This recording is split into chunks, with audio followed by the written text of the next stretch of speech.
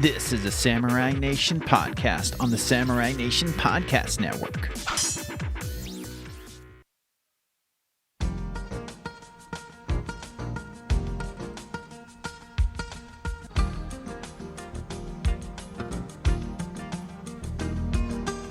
What is up, everyone? Welcome. It's another episode of the Cool Podcast. Welcome to the show. Today, it's time for another episode. It's going to be a crazy, weird one. We've got a lot of stuff going on, a lot to cover today. Whew, it's been intense. It's been a very tense situation around the household, around just everything surrounding the podcast and all of the goings-on. Of course, you know what's been going on about our friend being kidnapped, and now it's all come down to me, and what is my choice going to be in this matter? How are things going to resolve? And I hope we can wrap things up and finally just get into doing the show as we always have, back to normal, and we'll see what happens. It's the Cool Podcast. Yeah, it's the Cool Podcast. Cool podcast. We have got a crazy episode. Left you with a little bit of a cliffhanger over on the Cool stream. The Serpent Sons tapped into our show and sent us a message that we needed to reveal the identity of the Oracle, and I'm sure people are sick of hearing about this. They don't care anymore. And I'm not sure if I care anymore, but I care about my friend. Aww. Mr. Rudeguy was captured by the Serpent Sons. And in order to get him back, in order to secure him to come back and be safe and sound, I have to reveal the identity of the leader of this group that's been contacting me, the Truth Seekers. And I just so happen to know the identity, and, well, what can I say? I gave them the identity. But just, maybe I should edit this part out. Just between you and me, don't go telling the Serpent Sons, but I gave them the wrong name.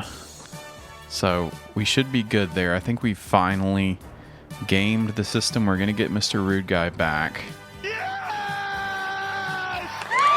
When we're gonna have our friend the Oracle is gonna be safe and sound. Nothing to worry about here because of my quick thinking, and it's all gonna be good. So let's just get into the show. Everything's good. Okay, and I'm getting a call. I need to turn off these calls. I'm sick of taking calls on the show. Who is it? Greetings, Beowulf. We are saddened and distraught at your blatant betrayal of our trust. What? It's the Truth Seekers. Now, hold on a second. Hold on. Let's just, we need to, okay. I have something to explain about what's been going on with the Oracle and the Serpent Sons and all that stuff we all know about. Do not play coy, Beowulf. You know what you have done. We told you not to divulge information as to the identity of the Oracle. As of yesterday morning, the Oracle has gone missing and cannot be found. Well, that's what I wanted. Wait, hold on. Wait a second. Well, I'm being honest. I did not. Oh gosh, I've gotten myself into a bit of trouble. Oh no. Okay, well, let me tell you something, Truth Seekers, and this is between you and me, and we are recording, but no one should tell this. But I gave the Serpent Sons the wrong name. I told the Serpent Sons that Big Jim's the Oracle. So we should be good there, because I don't think Big Jim is the Oracle, but they're going to think he is, and they're going to do something. They might,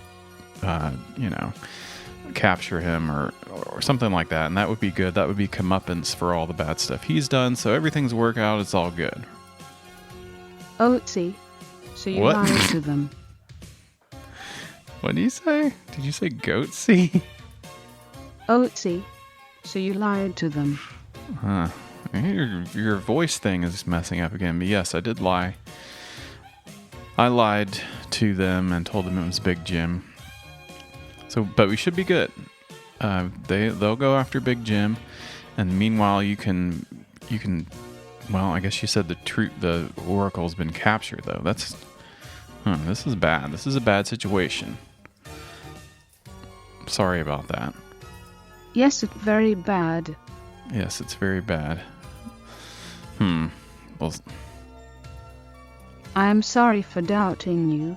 However, the Oracle is still missing and we are not closer to finding him, nor do we know who revealed his identity. his identity is what you mean to say.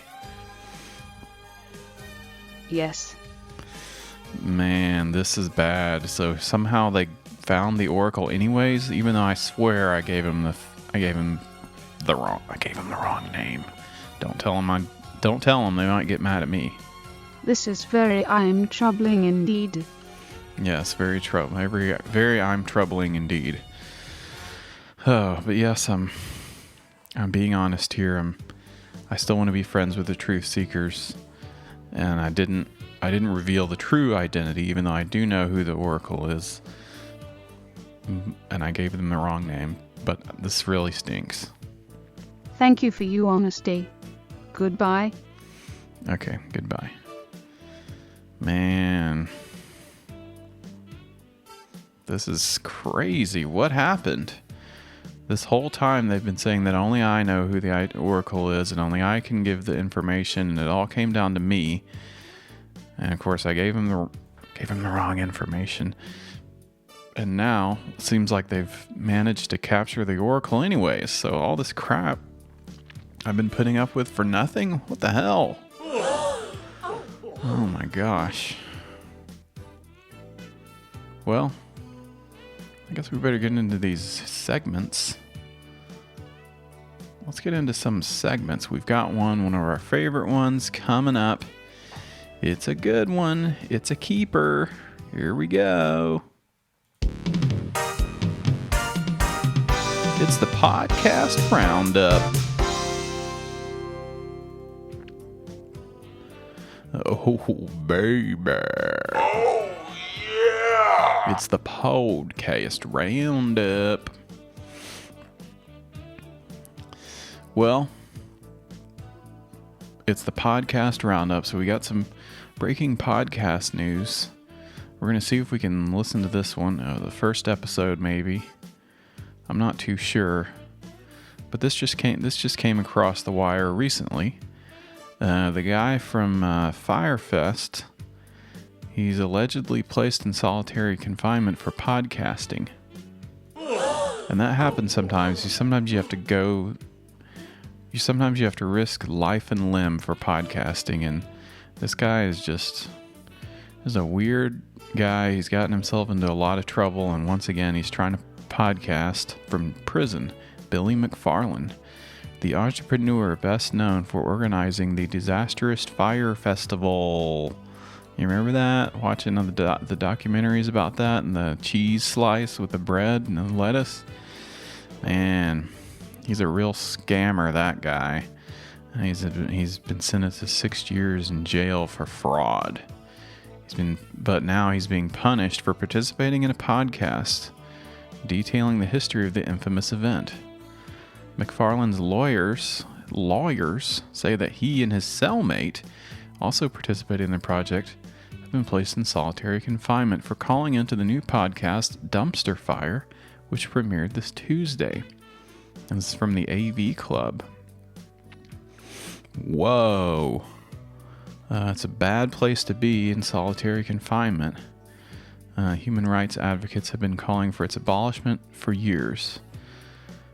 If the allegations are true, it's a decidedly nasty reaction to McFarland performing the completely legal activity of calling someone on the phone.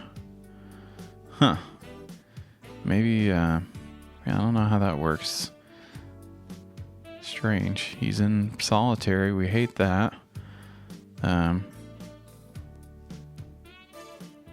He's in full repentance mode. So let's see if we can listen to one of these episodes. We've got the dumpsterfirepodcast.com pulled up here. Welcome to the Dumpster Fire Podcast.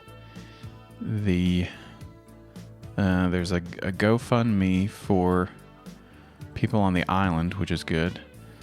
Different GoFundMes have raised money for people who were scammed out of their hard work, which is a good thing to do. So the person doing the podcast is this guy Seth, who is tweeting about Firefest. He's in the documentary. There's so much to the story. That's why I'm starting the Dumpster Fire Podcast. He's doing interviews and all that stuff. And of course, all these damn Instagram influencers were in on it. And the F Jerry guys, too. Oh! Snap! But I'm trying to look for episodes of this damn thing, and it looks like all we've got is a teaser. So I don't know if we're even going to be able to listen to Billy McFarland on this episode. That's what I want to hear. The episode that got him thrown into the clink, into the slammer. Welcome to the Dumpster Fire Podcast. This is a test trailer featuring exclusive audio from the island. Stay tuned for the full trailer, which will feature some of the top influencers and models on the planet. It's gonna be lit. If you like to rough it and want to come out to a place where you don't actually have a bed or anything, you know, I mean, you might get one eventually. They're still carrying beds and stuff into tents. I mean, they're still basically setting it up. These are disaster relief tents, and that's where you're supposed to stay. I talked to a girl who had taken a shower, and she said that the water was yellow, so there's that. And most people got their luggage just now, and that was off the back of a shipping container that was just being dropped. Sounds like some people are mad over here, so I'm gonna...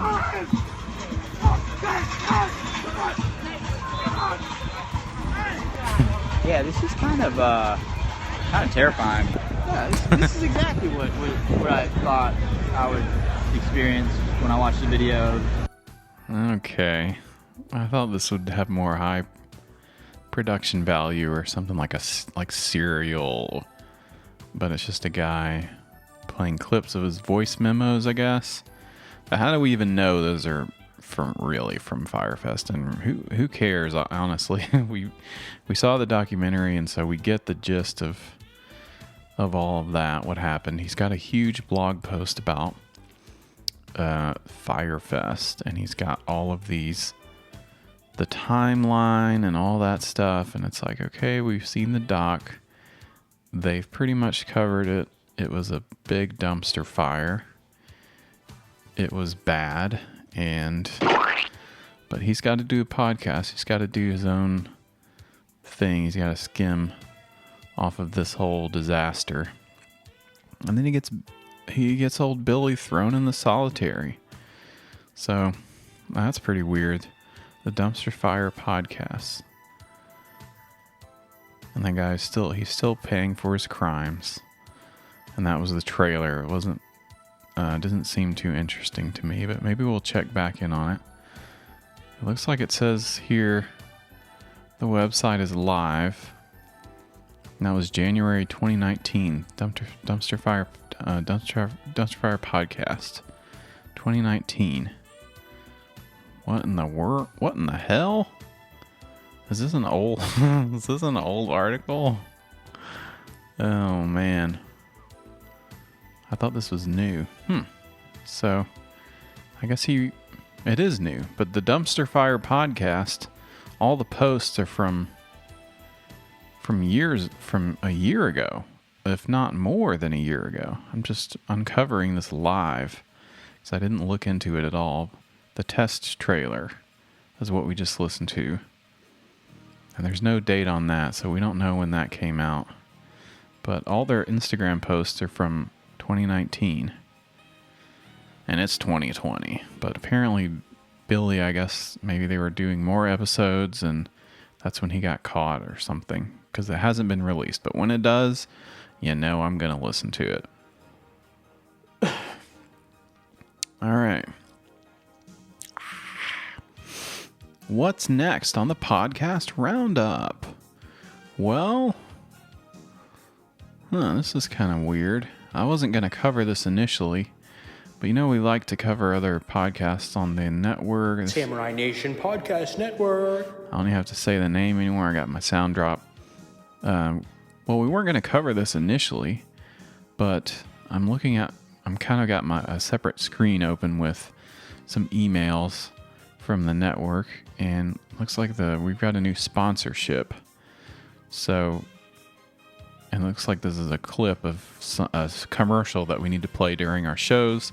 It's a new sponsor. This is straight from the Samurai Kid himself. Attention Samurai Nation, new sponsor. So he wants us to play this clip, I guess, or listen to it or something. This just came through. This is a new development. So let's see if we can load this up here. Let's load it up. Let's get it locked and loaded.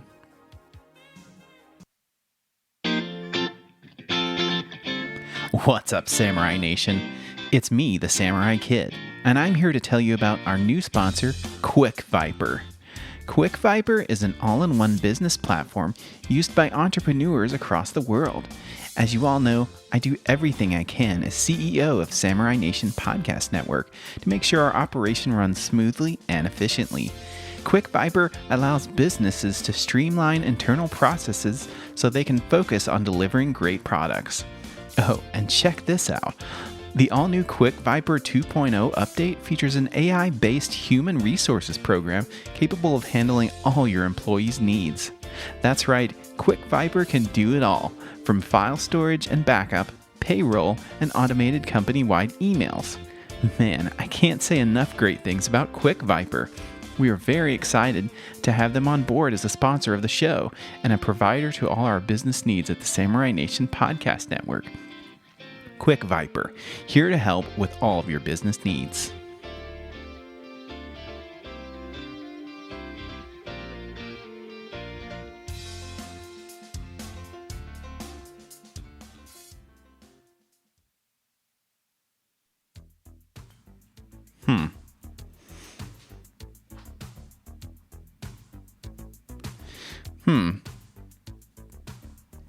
Interesting.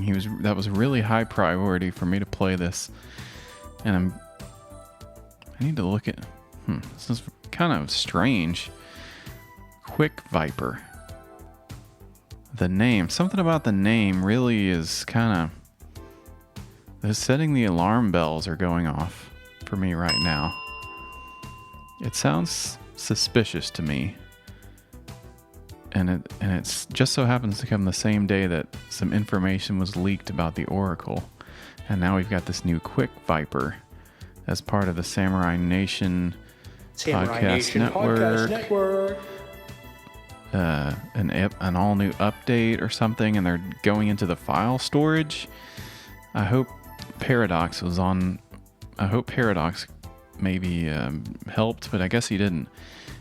Because it seems like this QuickViper is very suspicious to me. It sounds like something I've heard before. Vipers and serpents and dragons and oh no, I hope the Samurai Kid wasn't tricked into buying into this new software and then leaked the info or something. That would be terrible. Man, I'm gonna have to dig into this and figure this out. And maybe Paradox can help me get into the codes and see what this QuickViper thing is all about. But that's sort of a podcast roundup thing, I guess, as part of the podcast network. Okay, well, this is definitely interrupting the show left and right. All these different interruptions. Everyone just wants to hear the segments. This is one that I found. It's a show. It's also on Twitch, and it's a podcast. And they've got a Zazzle page, which is good. We love Zazzle. It's a show called Tales from the Front Porch. The stories you're about to hear are true. We're still in the podcast roundup. The stories you're about to hear are true, or at least so you're told. So get comfortable, grab a glass of iced tea, and prepare yourselves for Tales from the Front Porch. And it's also on Twitch, where they stream, and that's where I found it. So let's check out some tales from the front porch.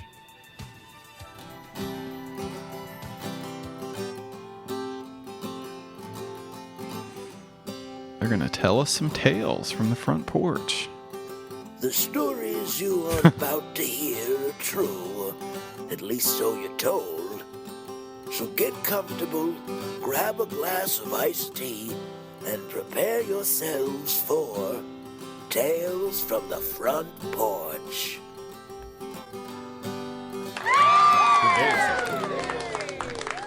What up, Mr. Pape? Yo. How is it that I go old school and you're like on young? Looks like I need to shift myself here. Yeah, well, please don't shift yourself on camera. That's really not appropriate for you. It's all below the waist. You'll never see it.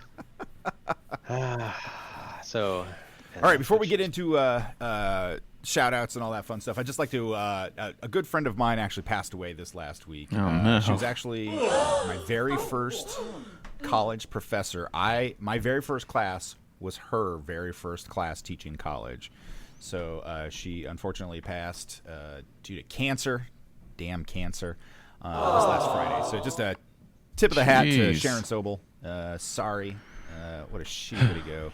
But, you had a huge impact on a lot of people. So just a good old tip of the hat to a friend there. So. Yeah.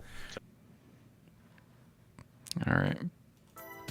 I was going to make fun of this, but wow. Well, I'm sorry to hear about that. Got any other podcasts? We got any other podcasts?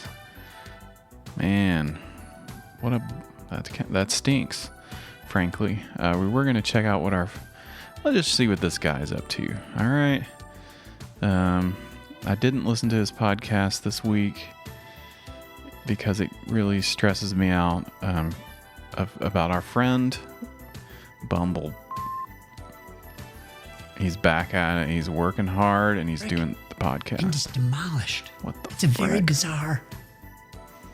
bizarre thing. I didn't do this podcast last week. Bumble. I was incapable of. I'm coming off a bender.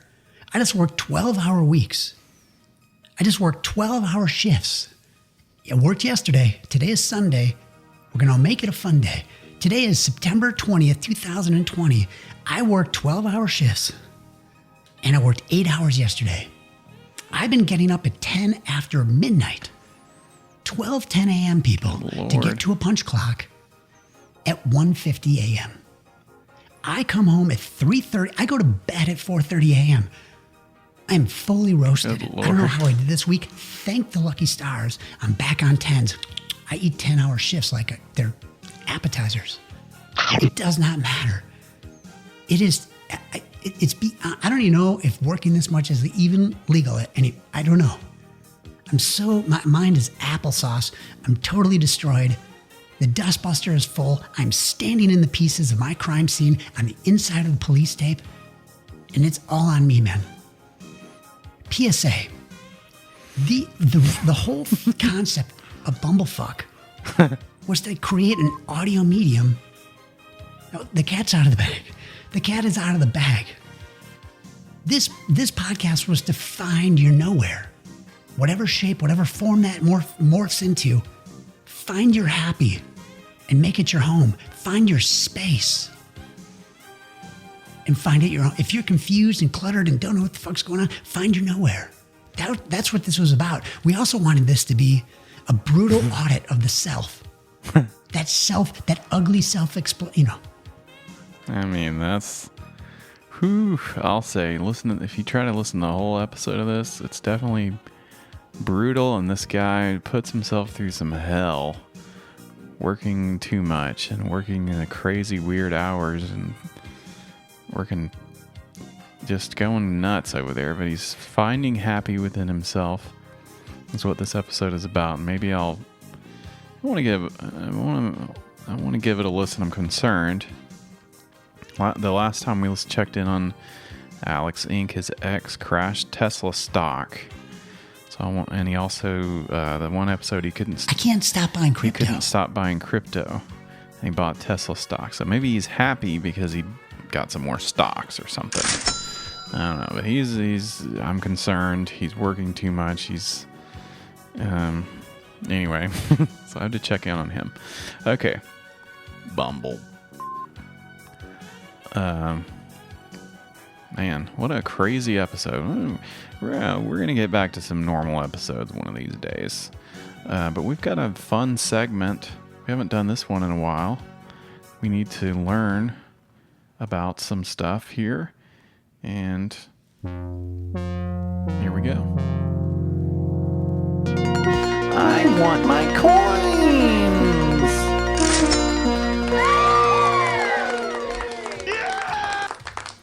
It's our favorite segment. I want my coins.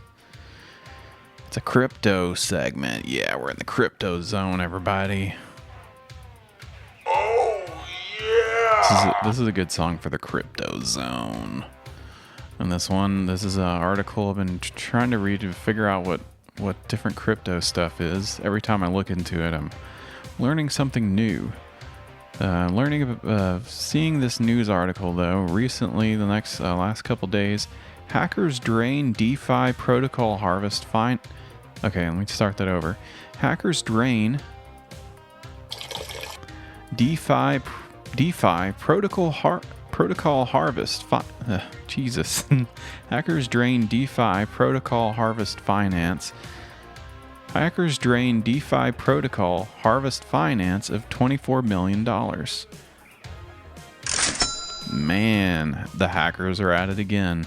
An economic exploit using flash loans enabled hackers to drain $24 million from DeFi protocol harvest finance. It's kind of hard to read that headline there. All these words don't really make sense to me. DeFi protocol and harvest finance is a DeFi protocol. We're going to try to figure out what that means in the next 10 minutes, as we've only got so much left to go on the show. There's only so much coin content people want to hear. So here's some of the key takeaways. Am I right? And this is cryptobriefing.com. Here's some of the key takeaways we got here on this news article. Hackers obtain USDT and USDC stable coins. And these are the stablest coins we know of, and many people are saying it, but it was worth $24 million from Harvest Finance stablecoin and BTC pools. Bitcoin. What is stablecoin? I don't know. Maybe I need to Google that. Harvest's governance. This is key takeaway number 2. Harvest's governance token farm plummeted 60% following the revelation of the hack. Oh no, the hackers are at it again. The token farm. Were they growing weed over there on the token farm? 400 million in total liquidity have been drained out of Harvest Finance as liquidity providers flee the platform. Oh no! A 24 million DeFi hack has exposed the vulnerability of the entire DeFi system. What? What does that even mean? Working as a yield aggregator, Harvest Finance provides liquidity to other DeFi pools to obtain gains for its liquidity providers, LPs. The way that I like to obtain gains for my LPs is to turn up the volume on my stereo system when I'm listening to a vinyl record. Hackers allegedly leveraged this mechanism in Curve's Y pool for their attack. We all know about that, Curve's Y pool, and that's an interesting shape for a pool. You got a Y-shaped pool. Harvest Finance, they've been attacked by the hackers. They took all their stable coins. Oh no, I want my stable coins. Oh, this doesn't make any sense to me. The economic attack was performed through the Curve Y pool, stretching the price of the stable coins in Curve out of proportion, and depositing and withdrawing a large amount of assets through Harvest. What in the heck? A $50 million flash loan enabled the attackers to stretch the price of the stable coins on Curve's Y pool. The hackers then used the stablecoin in the Bitcoin pools on Harvest Finance to obtain a greater amount of stablecoins in exchange for the highly priced tokens on Curve. What? How could they do that? How could they do such a thing? There was another DeFi attack on Eminence too. The attackers returned a portion of the lead developer's address. They gave back the coins. According, Ricardo Spagni says the attackers sent some funds back because they're such nice people. There's all these different hacks. So what is a DeFi? We're going to try to figure that out real quick. But while we're in this segment, then we're going to go to another segment. CoinDesk, our favorite website. I'm learning about the coins. What is DeFi? So let's rewind. What is DeFi? DeFi is short for decentralized finance, an umbrella term for a variety of financial applications in cryptocurrency or blockchain, geared towards disrupting financial intermediaries. DeFi draws inspiration from blockchain. And so we all know all about blockchain. It's not controlled by a single central source. It's important because centralized systems and human gatekeepers can do all this bad stuff to your bitcoins. So we don't want it to be controlled by the system, by the man. But DeFi, on the other hand, is distinct because it expands the use of blockchain from simple value transfer to more complex financial use cases. So they're using DeFi for digital payment methods, I guess, such as those run by Visa and PayPal. When you pay with a credit card, a financial institution sits between you and the businesses, with control over the transaction. With Bitcoin, the institutions are cut out of the picture. And you can also do betting, crowdfunding, insurance, loans. Cutting out the middleman from all transaction is one of the primary advantages of DeFi. Before, it was commonly known as decentralized finance. The idea of DeFi was often called open finance, and they're usually built upon Ethereum. So they got stable coins as a crypto that's tied to an asset outside of cryptocurrency, the dollar or euro, for example, to stabilize the price. And of course, you got wrapped bitcoins as sending bitcoins to the Ethereum network. What the hell does that mean? And of course, you've got yield farming, liquidity mining, composability, and money Legos. Now that's something I understand, money Legos. Legos are toy blocks for kids. Now this is crazy. DeFi, you gotta use your stable coins to stabilize the coin so you can do stuff with it. That's my understanding. Is DeFi safe? Well, we found out other DeFi projects have been hacked, and it says there's some other DeFi projects, including Hot Dog and Pizza, lost a lot of money. So I don't know. Hot dogs are losing value fast. Hot dog just went from $4,000 to $1 in 5 minutes. What the frack? Oh no, the danger of yield farming meme coins. Hot dog just went from $4,000 to $1 in 5 minutes. Holy frick. And according to Jeff Kurdakis. And pizza also crashed. No, not pizza. And hot dog and pizza and hamburger. What about French fry? Man, this stuff is crazy. DeFi got hacked, and hot dog and pizza are going down too. Going down my throat because I'm hungry. All right, we got another segment we're going to do. We don't want to learn any more about Bitcoins. This is a fun one. This is a new segment. A new-ish segment.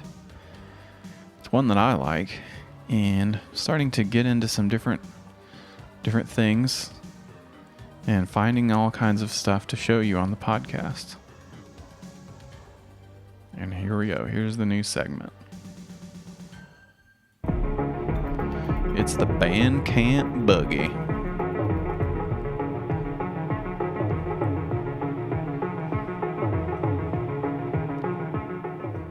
We're down to boogie. It's the Bandcamp Boogie. So, Bandcamp's website's got music on it. There's other stuff on here too, not just music. It's kind of interesting. This is kind of like a podcast roundup type thing. I was looking through some stuff and I thought, hey, they've got all kinds of different things on here. They've got podcasts. We're not going to listen to any Bandcamp podcasts, but we could on the podcast roundup. This is the Bandcamp Boogie. They also have comedy albums. We love comedy albums, so I found a couple of them on Bandcamp. This one's Jackie Farrell presents White Guilt. This one's kind of interesting though because it's a selection of hilarious jokes recorded on a laptop microphone in a bathroom and a bedroom. It's really funny. This was recorded many years ago, 2012. It's experimental. Jackie Farrell. I don't know if he's got any other albums. I think this might be his only one. He recorded the album on a laptop in a bathroom. So there's no laughs and none of that stuff. Of course, you got all the titles are what all the different jokes are, which is always funny to read through. And so this is one that I listened to. Justin Bieber's Favorite Thing is what this one's called. A lot of people get super mad when celebrities say stupid things, which is dumb of them to get mad because it's like, it's not a celebrity's job to say smart things when they're like a pop star. It's not Lil Wayne's job to know about the financial crisis. It's Lil Wayne's job to release albums titled things like I Am Not a Human Being, because that's the greatest album title of all time. About a year ago, maybe more, people got mad at Justin Bieber because in an interview with Rolling Stone, he said Bieber. that Heard he this guy? did not like abortion. Didn't like it one bit. Oh no. Did not like it at all. People got furious. Which, is reasonable. Abortion's a controversial topic. But I think it would have been a lot worse if he said he loved abortion. Justin Bieber was like, I cannot get through my week without my Monday abortion. If I don't get that abortion Monday morning, nothing's happening that week. I love abortions so much, I have them, I give them, I watch them being given. Every aspect of the abortion I love. Top 5 favorite things I'd say were singing, dancing, kissing Selena Gomez, abortion, and then roller derbies. And then he would take a sip of his Jack Daniels, throw it on the ground, and walk out of the room because for this joke, Justin Bieber is an alcoholic businessman.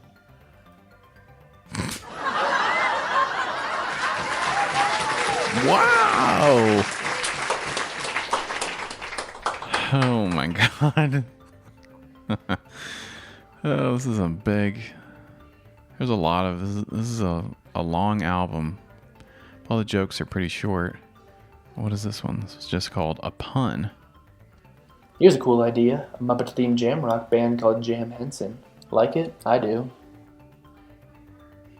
Okay.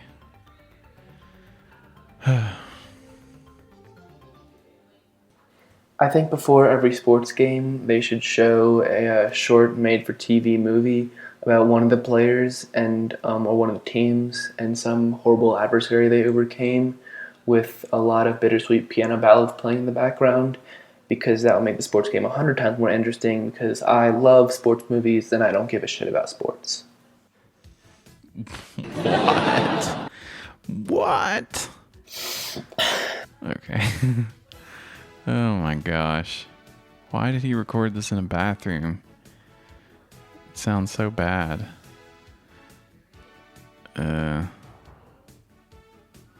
That's so weird. Okay, this next guy, he's pretty cool. Got a couple of cool guys. Joe Starr. His album's called Heroic Effort, and it's got him. He's in a cartoon style. He's got a big sword and a big robot behind him. Looks like one of the Transformers or a big robot. So he's got some epic humor. He's a stand-up comedian and writer of honest trailers at Screen Junkies.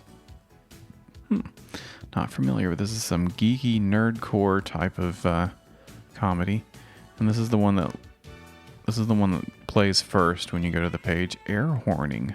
Let's check this one out. There's a 7-Eleven by my apartment, and that is where I get my coffee, because I'm very happy where I am with my life. I was returning to my apartment with that coffee. It was dark, nighttime. There wasn't a dome placed over the neighborhood. It was evening. It was naturally dark. Just sounded weird when I said it. It was dark the way it gets on any night when it gets dark. And somewhere behind me there's a car, and they have an air horn. And they're just air horning at people. They're just being dicks to people. And I grew up long enough wearing holographic X-Men shirts to know what's coming for me. Grew up long enough.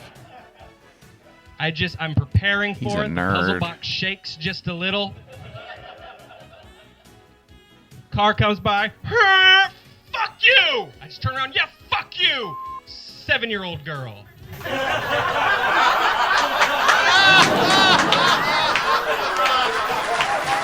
Having a great time with the air horn that somebody gave her. We make just enough eye contact for me to just watch her little Cindy Lou Who eyes shatter. And then she's gone.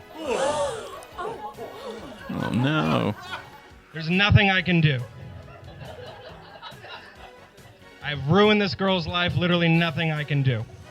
They've got some great recording of the crowd laughing, but his voice of the comedian guy sounds really bad, like they recorded it directly from the speaker. But the crowd sounds great. All the laughter popped big time for that one. But we got to finish the joke. I may not have ruined it immediately. Like, the damage might not be apparent now. But I promise you, in a few years, that girl's going to be a prom. Perfect dress. Perfect night. Parents are so proud of her. She's in the limo with her boyfriend, and they're driving to prom. Great time. He leans out the window, and he's like, prom! And she goes, no, get back in the car! We don't scream outside of the car because he's out there. He's out there, and he knows my face. He knows my face!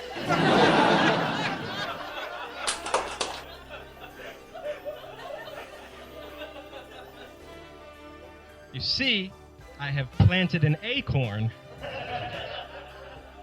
and it will grow into a mighty forest.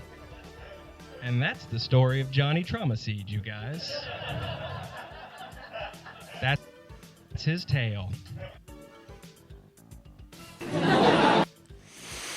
Oh man.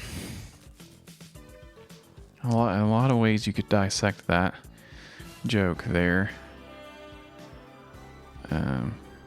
She's afraid, and the guy leaning out of the car going prom, which is something that people do when they're doing prom. This guy, I guess, he's a nerd. He probably never went to prom. Got him. Let's check out one more guy. We only have to listen to the first few part of this. This is stand-up Andrew O'Neill. He's a rocker guy. Ladies and gentlemen, please welcome to the stage, Andrew O'Neill! Wow!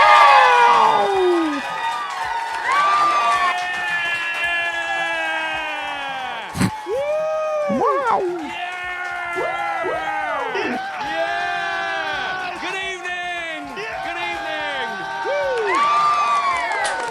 Hello, clap your hands! Oh, I like pickled onions, I like pickled lily. Pickled cabbage is alright with a little bit of cheese on a Sunday night. I like pickled walnuts, but the thing I do prefer is a little bit of cucumber, little bit of cucumber, little bit of cucumber. Oi! Thank you very much. Bit of background information there. So, oh, Mr. Cyclops, why are you so angry? Nyeh! Nyeh! So good evening. I could have been a towel, but I was harvested too soon. Hear the lament of the flannel.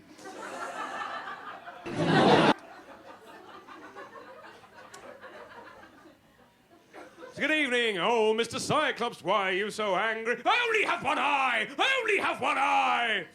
So, So, I thought that was an interesting way to to kick off the set, the big comedy set. It's some alternative, surreal comedy, surreal stand-up is what it says.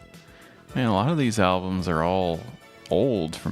This one's from 2013. But there's some newer ones too from other comedians that you like, but these are some different guys. Andrew O'Neill. Looks like he's got some newer stuff about playing ukulele or something. We'll have to come back to this guy on the Bandcamp Boogie. He's kind of got a rocker look to him. Well, that's been the show, I think. I think that's all we have today. It's been fun. We found out some crazy info. The Oracle has been captured. And it's not my fault. I didn't do anything wrong. But I am very much suspicious about our new sponsor, Quick Viper. And that Samurai Kid appears to have been giving them all access to all of our databases and servers here at the Samurai Nation Podcast Network. At the network, so that's concerning. I hope Paradox has got everything under control, but I don't know. I haven't heard from him in a while. As we know, Kreb has been talking about leaving the network. I hope Paradox is still on board. I'm not sure. I would hope that he wouldn't let something like this through, because he was the one who erased the laptop information, and it's been secured on the servers. But somehow the information got out, and was it because of this? And maybe Quick Viper's not the bad guy. I don't know. This seems very suspicious. I don't like that name. But I'm afraid of snakes now. They're bad. Anyway, I could keep going on and on, but that's the end of the show. Unfortunately, that is all we have today, folks. But thanks for checking us out once again. Thanks for listening. We'll be seeing you next time on the Cool Podcast. Cool Podcast. Bye-bye.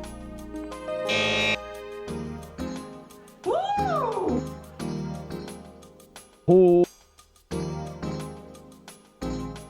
That is crazy. Oh my word.